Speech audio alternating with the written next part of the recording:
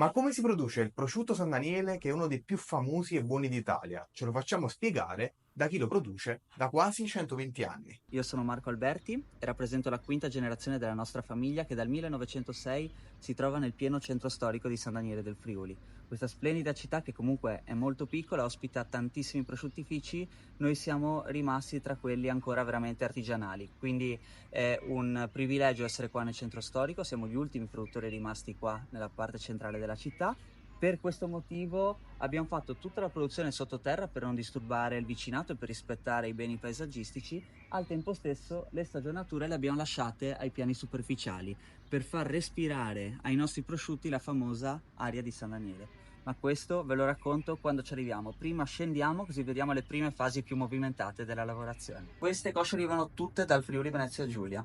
Una scelta per rispettare un po' la filiera corta, perché conosciamo bene questi allevatori da diversi anni, e appena riceviamo queste cosce fresche una volta a settimana le lasciamo sotto sale un giorno per ogni chilo di peso. È una regola fondamentale per avere un prodotto sempre dolce, sempre equilibrato.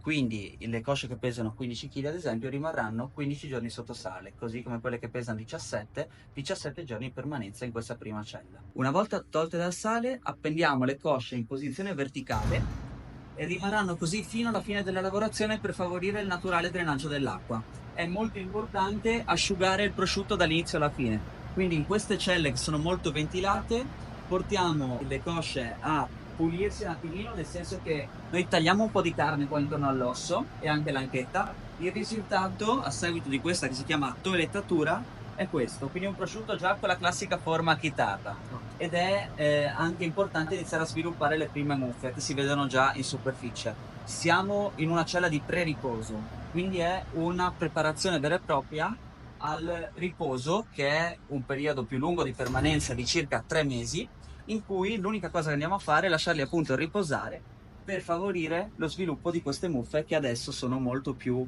evidenti, molto più bianche, molto più presenti in superficie. Una volta che le muffe si sono sviluppate, dobbiamo lavare le cosce con acqua leggermente pressurizzata e a seguito del lavaggio noi poi li lasciamo in questa cella di asciugamento a 14 gradi con una forte ventilazione per favorire proprio l'asciugamento dell'acqua con cui noi abbiamo lavato le cosce. Però era fondamentale lavarle per far sì che le muffe non si sviluppino troppo, perché devono dare solo il classico aroma del prosciutto. Infatti da qua in poi si inizia a sentire. Successivamente, prima di andare su in stagionatura, li lasciamo in prestagionatura per circa un mesetto a 16 gradi e li copriamo con un composto che si chiama sugna, fatto con sale e grasso di maiale, che serve per mantenerle belle morbide, e così sono pronte per andare nella fase più interessante della nostra lavorazione, dove adesso vi porto.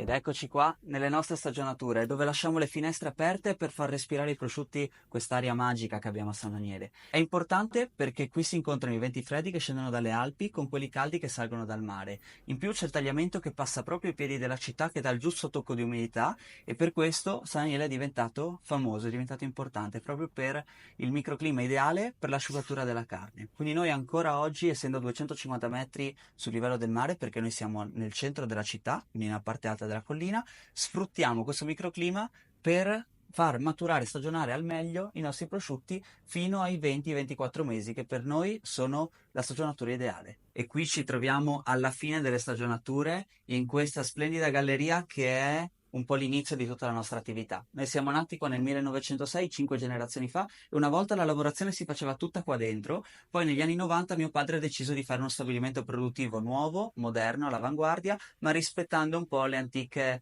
tradizioni, gli antichi metodi che avevamo già prima. Quindi siamo rimasti artigiani nonostante siamo cresciuti, e questa stagionatura effettivamente non è solo bella da vedere perché è una bella galleria, molto instagrammabile, molto carina, però effettivamente qua stanno ancora finendo di stagionare, perché tra i 18-20 mesi fino ad arrivare ai 24 li lasciamo qua dentro, anche se c'è un clima un po' più di cantina, no? Quindi c'è meno aria perché comunque l'hanno già assorbita nella prima fase di stagionatura, adesso fanno giusto l'ultimo affinamento e poi sono pronti per essere mangiati. Vieni che ti mostro anche l'ultima sorpresa.